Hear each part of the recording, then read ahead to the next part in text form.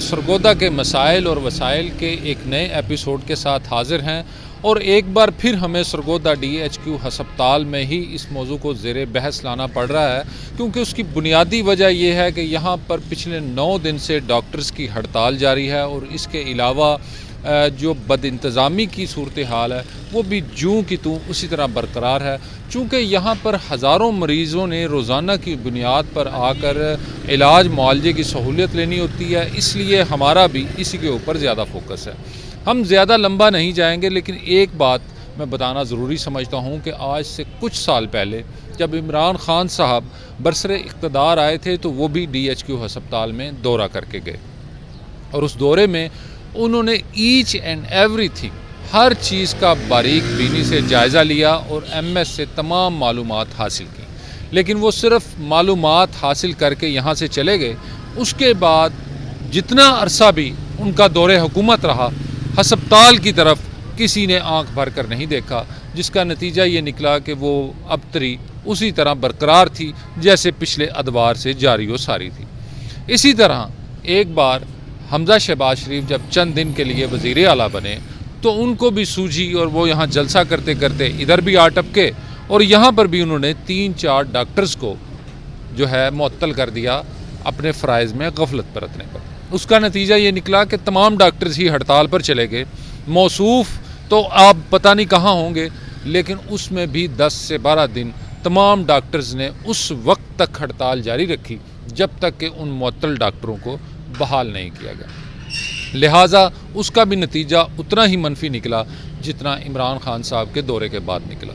اس کے بعد اسی طرح کی کارروائی ڈالنے کے لیے ہمارے محترم نگران وزیر اعلیٰ صاحب بھی اپنی بھرپور میڈیا کی ٹیم کے ساتھ یہاں پر آئے، اور آتے ہی ایسے انہوں نے اینگل کے ساتھ اور اس انداز سے لوگوں کی دل پشوری کی کہ ہمیں بھی ایک دفعہ یقین سا ہونے لگا کہ فی الواقعہ کہیں اس جو ہسپتال ہے اس کے مسئلے حل ہو جائیں۔ اور انہوں نے بھی وہی فنکاری دکھائی جو ان کے پیش رو اور ان کے چاہنے والے شہباز شریف صاحب فرمایا کرتے تھے یا ان کے بیٹوں نے فرمائی۔ انہوں نے MS کو معطل کر دیا اور اپنے تئیں یہ دعویٰ کیا کہ اس ہسپتال کے مسائل جو ہیں وہ بہت جلد حل ہو جائیں گے، لیکن اس کا نتیجہ تاحال ابھی تک ویسے کا ویسے ہی ہے۔ موصوف اپنی پوری میڈیا ٹیم کے ساتھ کیمرہ بازی کے ساتھ سارا کچھ کرا کر جا چکے ہیں، لیکن ہمارے ہسپتال میں 19 سے 20 کا بھی فرق نہیں پڑا۔ مریض اسی طرح یہاں ذلیل و خوار ہو رہے ہیں، اسی طرح پریشان ہو رہے ہیں، اور ان کا کوئی بھی پرسان حال نہیں ہے۔ اور دوسری جانب آپ ان کی سنجیدگی کا اندازہ لگائیے کہ DHQ ہسپتال میں اس وقت بھی آج 1 ہفتے سے زائد کا وقت گزر چکا ہے، اور ینگ ڈاکٹر ایسوسی ایشن اور جتنے بھی سینئر ڈاکٹرز ہیں تمام کے تمام OPD بند کیے بیٹھے ہیں، اور ان کا مطالبہ یہ ہے کہ جو سرگودا میڈیکل کالج میں پرنسپل لگائی گئی ہے وہ غیر قانونی ہے، کیونکہ وہ یونیورسٹی کی ملازمہ ہے، اور پنجاب حکومت کے زیر متحد جو ادارہ ہے سرگودا میڈیکل کالج، اس میں